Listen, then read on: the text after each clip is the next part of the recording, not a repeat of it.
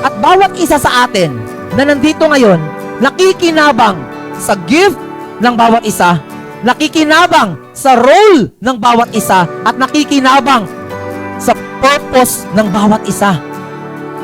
Kaya napaka-importante na lahat ng member ng church being part of one body, all of us are working together. Not just a spectator, but doer. Some Christians, they feel very happy when they realize the gift. Pag ang isang tao, ang isang Kristiyano, na-realize na, may gift ako sa ganito. Di ba? They feel very happy. When they are given the role, because they realize their gifts, and when they are now doing their purpose, because they realize their gifts, they feel a different level of satisfaction, fulfillment, happiness. Di ba? Pag kami, naramdaman niyo ba yun? Pag ginagawa mo yung ministry mo, parang napufulfill ka. Parang sa pakiramdam. Na parang nag-glorify ko yung Panginoon. Na parang nakakapag-give back ako sa Panginoon kahit papaano sa pamamagitan ng gift, talento na pinagkaloob niya sa akin. And you know what? When you feel happy, fulfilled, and satisfied with the role, with the purpose that you have right now, mga kapatid, you know what? That's actually where it gets very, very, very dangerous. When you feel happiness because of the work that you are doing for God, that's actually sometimes very dangerous.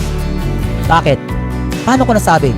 Because you are serving only because you are fulfilled. Only because you are satisfied. Only because you are happy. How about pag hindi ka na masaya, maglilingkod ka pa rin ba? How about pag hindi ka na fulfilled, maglilingkod ka pa rin ba?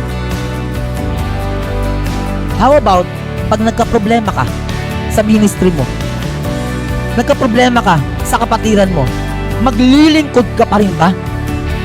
Kung ang pinanghahawakan mo ay fulfillment, kasiyahan, satisfaction, kung yun ang pinanghahawakan mo, mga kapatid, mabibigo ka dahil naglilingkod ka lang kung kailan ka masaya.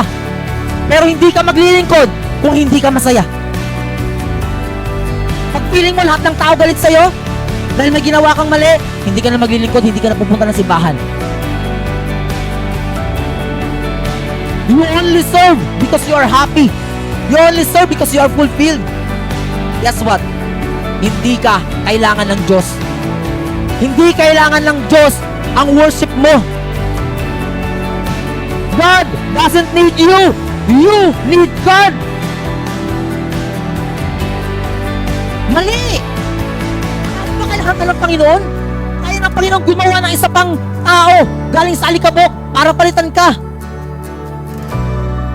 God doesn't need you. You need God. That is why you need to become part of the body. Hindi ka pwedeng mag-serve lang kung kailan ka lang masaya at kung kailan ka fulfilled. Mag-serve ka regardless, in spite of, despite of. We are not called by God to do what makes us happy. We are called by God to glorify Him. That's our purpose. Lahat ng ministry, lahat ng mga taong nagsisimba, you are called by God to glorify Him. You are not called to be happy. Because your happiness should be with God. Bakit nangyayari ito? Hindi ito sa JTLM lang. Nangyayari ito sa maraming simbahan. Bakit nangyayari ito, mga kapatid? Dahil, mga kapatid, listen, dahil marami sa atin ang excited. Pag nakahawak ng role, ng ministry, ng purpose, marami ang excited.